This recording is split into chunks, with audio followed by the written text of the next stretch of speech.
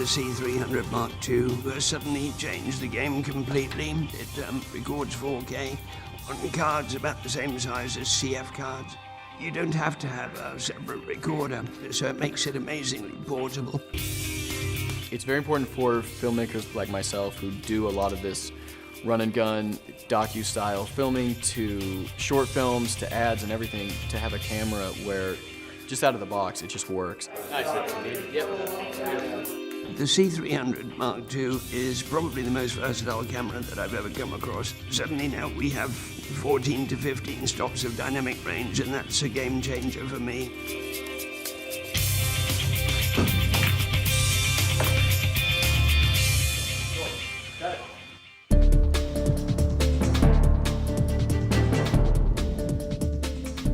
The camera test was pretty extensive. Gail did a whole range of dynamic range tests, motion blur tests, low light tests. We spent 2 days testing the camera rigorously. I have always loved the sort of cinematic quality of the C300, C500 sensors. The new camera is really quite remarkable because it seemed to be a very, very gentle camera on skin tones. I saw them count every stop in the dynamic range on the scope and confirm the 15 stops of dynamic range. So I think they were very impressed.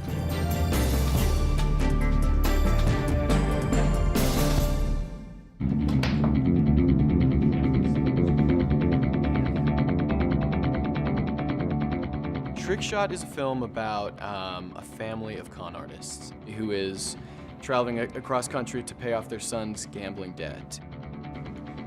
Whenever a filmmaker starts imagining a story, you have to work in visuals. And in this case, our primary location is the dark, cavernous den of thieves. Once they're there and we meet our bad guy Angus, the stakes get a little bit higher and we get into a classic pool game shoot-off. And basically whoever wins this game takes this beautiful 1966 Mustang. Evan loves road movies. He loves the wide open spaces. And so a story where a guy is driving his car through the open desert lends itself naturally to great visuals. We filmed out at Valley of Fire and early light, and it's gorgeous there, but it's this very harsh, very bright light. I always wanted to contrast that with this seedy bar, and it was important for me to see what's happening inside this bar, but at the same time see outside at this car that's out there. The interesting thing about this shot is that with this exterior, with the Mustang, we're able to retain detail with this brilliant sunshine of the exterior and then seeing the subtle gradations into the shadow detail inside. One thing we had on set was the DPV 2410, and this is Canon's new 4K monitor, and it's also able to give it representation of HDR for each shot. Curtis, our HDR consultant, monitoring everything with our DIT, making sure that all of that info is there for our 4K finish. It's been very helpful to be able to illustrate high dynamic range scenes in a high dynamic range display environment.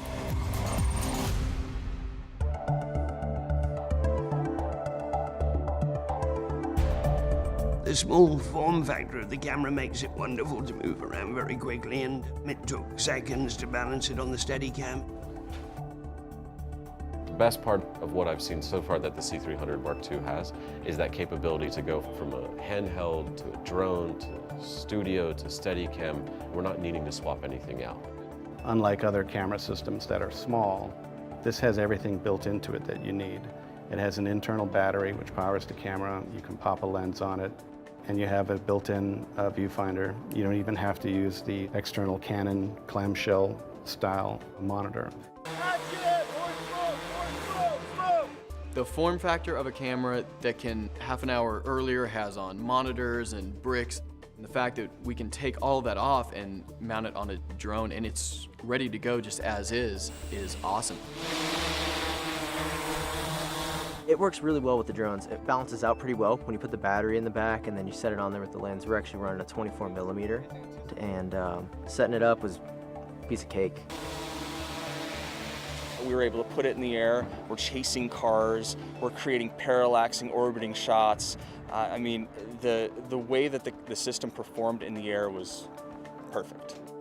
It can work in autofocus with Canon EF lenses, which is really quite remarkable. So if you're doing a run-and-gun documentary and you're just on your own, that's something that you can use and get amazingly sharp shots without having to worry about having an assisting cameraman pulling focus for you. We were able to use the XC10 on this shoot, which is this really tiny point of view camera. I like the XC10 enormously. It's a very, very tiny form factor, and it's not much bigger than the camera that's well known out there that does a lot of this material. The advantage is it has a beautiful little zoom lens on it, which enables you to not just shoot wide angle only. We had shots where we had the camera on the ground as cars were driving over it. We mounted it onto pool cues. That is a 4K camera. It does create beautiful images. One of the most wonderful aspects of this job too was that we got an absolutely full set of Canon Cine Primes and 5 Canon zooms. All of them are beautiful glass. The Canon lenses are all style, clear markings, everything a camera system would want. The one very special lens that we got to use was the 50 to 1000 mil zoom. It's a phenomenal focal length. The 50 to 1000 is amazing. First of all, I was shocked at how small it is. It's not very much bigger than any of the other zooms that we have. We designed this big shot where our hero car is driving off in the distance, and we slowly zoom out and just reveal this world that's around us. We started on 1000 mil and then did a pullback of our hero car going away, and then pulled back to see the whole scene of the bad guys standing by a burnt out car. And it was an absolutely spectacular shot. This project's been a fun one. The first thing that I was blown away by was the range of this camera. There's a particular shot of the car where if I rolled that all the way down, you have every single specular highlight. Not saying that you would use that creatively in the grade, but to have that at your disposal, that's just a pleasure. That lamp behind his head was basically with a 500-watt tungsten globe in it. It's a particularly good illustration Yeah. of high dynamic range reproduction, Right. being able to maintain detail in the highlights, but subtle detail in your shadow areas, all the way Absolutely. down to black. As we roll down, you can see the bulb in the top one, but not only the top one, but the one behind him as well. That completely blew me away because I've never seen that on another sensor. The color reproduction outside in Valley of Fire is pretty spectacular. I mean, I think the colors here are just beautiful. I think the skin tones are great. Trick Shot being a very stylized kind of heist film, what we wanted to do was give it a very intricate look. Specifically, the flashbacks are very, very grainy. We added grain in that to really separate out the flashback look. That way you know you're definitely in a different time and space. For the post workflow, using ACES 1.0 gives you a ton of advantages.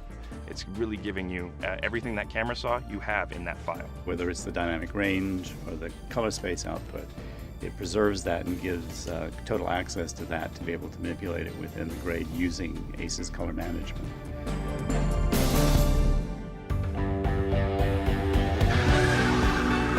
Shooting with these cameras was able to give us, just out of the box, I mean, just a gorgeous 4K image. And it's got digital autofocus and all of these tools. It's able to take on the highest of sophisticated television shows. I mean, it's that beautiful. It can also be used as a run-and-gun camera for reality shows. But to me, it's all about how these technical requirements that we have for filmmaking, do they meet the creative needs that we have?